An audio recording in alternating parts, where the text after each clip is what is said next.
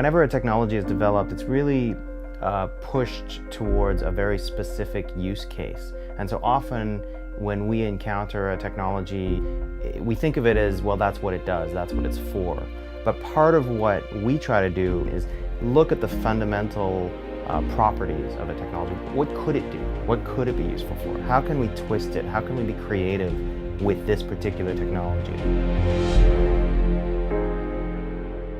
My name is Matt Gorbet. And I'm Susan Gorbet, and we're Gorbet Design.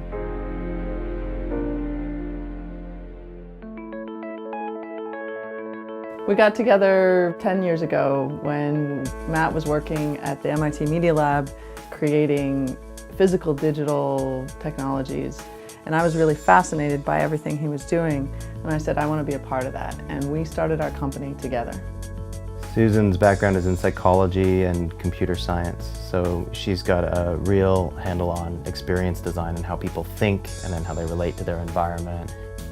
So we created Gorbet Design to do creative things with technology, to take technology and twist it to create experiences for people in unexpected places. The experience that the owner of the Drake Hotel was creating was something that was more about its public spaces than about its hotel rooms. The threshold memory piece is a series of 8 glowing digits that are set into a doorway. And every time somebody walks through that door frame, the number that is showing on those digits increments by 1. It goes up by 1.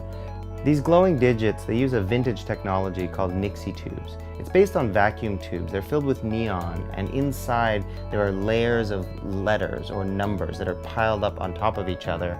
Each one can be switched on or off.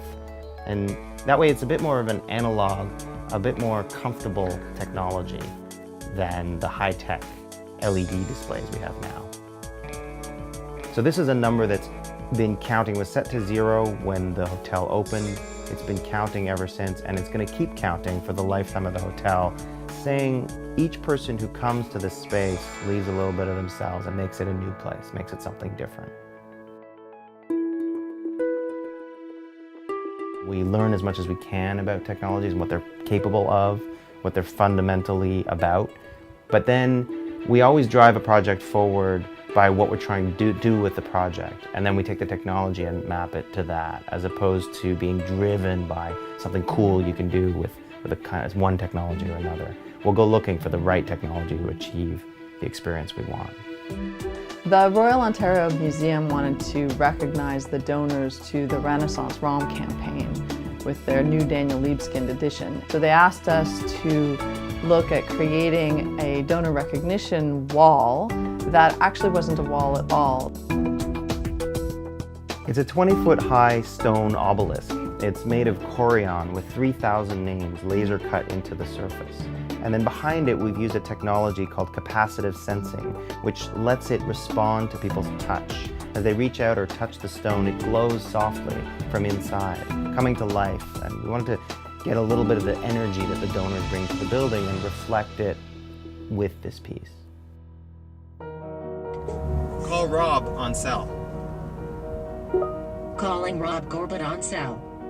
Hello. Hey Rob, it's Matt and Susan. We're in the car. So as a husband and wife team, we work closely together. We also collaborate a lot with other people, with other designers. We'll bring them into our projects. We do a lot of work with my brother Rob, who's got a background in electrical engineering. We work together with him on a couple of projects, one of which is the solar collector. We were approached to propose something that was large-scale, solar-powered, and somehow interactive or dynamic. And the result was bringing together this idea of solar energy, human creativity, and the community, sort of making a monument to those 3 things coming together.